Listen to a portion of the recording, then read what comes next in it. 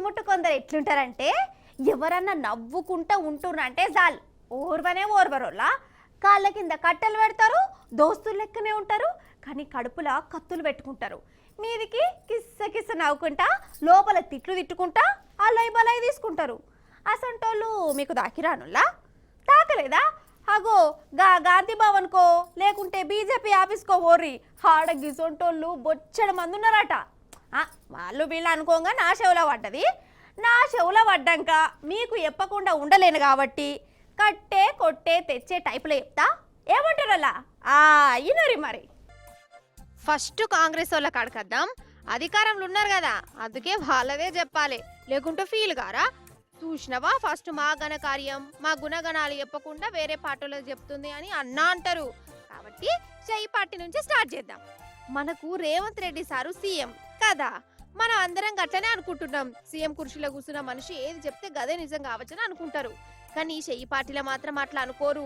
Revanth sir చెప్తేంది గదే ఎట్లా నిజమైతది అని చెయ్యి పార్టీ మంత్రులు కడమ లీడర్లు రాగాలు తీస్తారట. అయ్యో మనం మొన్నటి సంది సూత్తలేమా. రేవంత్ సార్ ఒక మాట అంటాడు, బట్టి సార్ ఇంకో మాట అంటాడు. సరే బట్టి మాటనే ఫైనల్ అనుకుంటే ఇటు శ్రీధర్ బాబు సార్ది ఇంకో మాట. సరే శ్రీధర్ బాబు సార్ చెప్పిండు కదా ఈయన మాటనే కరెక్ట్ అని మనసులు అనుకుంటుంటే ఇక అంతనే కోమటిరెడ్డి సార్ వచ్చి ఇంకో ముచ్చట చెప్తాడు. ఇట్లా ఒకరికొకలకు సంబంధం ఉంటది, ఒకరి మాట మీద ఇంకొకరికి నమ్మకమే ఉంటది. ఒకటే మాటను ఒక లీడర్ ఒక తీరులో చెప్తే ఇంకో లీడర్ గట్ల కాదు గిట్లా అని అంటారు. అంటే వాళ్ళ దాంట్లో వాళ్ళకే పడదన్నట్టు. గిట్లనే అంటారు కార్యకర్తలు, మనం కూడా చూస్తూనే ఉన్నాం.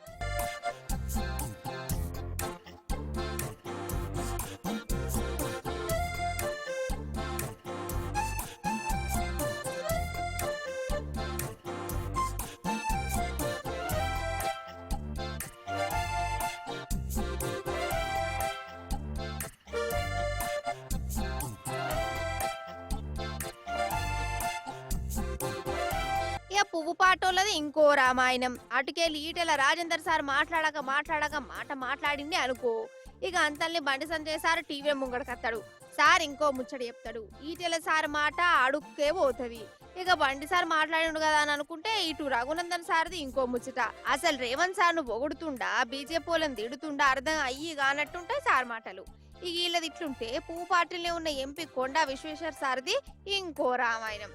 సారసాలు పువ్వు పాటోళ్ళ కంటే కూడా చేయి పాటోళ్ళతోనే ఎక్కువ ఉన్నట్టు, పువ్వు పాటోళ్ళతోనే పోరాటం చేసినట్టు, రేవంత్ సార్ ఏది చెప్తే అదే రైట్ అన్నట్టు చేతడోళ్ళ. ఇక గిట్టనే అనిపిస్తుందట విశ్వేశ్వర్ రెడ్డి సార్ మాటలు వింటుంటే.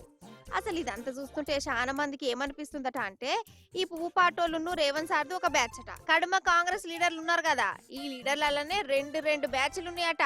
ఏమో పటూరి ఏం రాజకీయమో ఏందో, అసలు ఎవరెవరు దిక్కు ఎవరెవరికి దోస్తులు ఎవరెవరికి దుష్మన్లు ఎవరు ఏ పార్టీలో ఉన్నారో ఏం అర్థమే కాదు పో.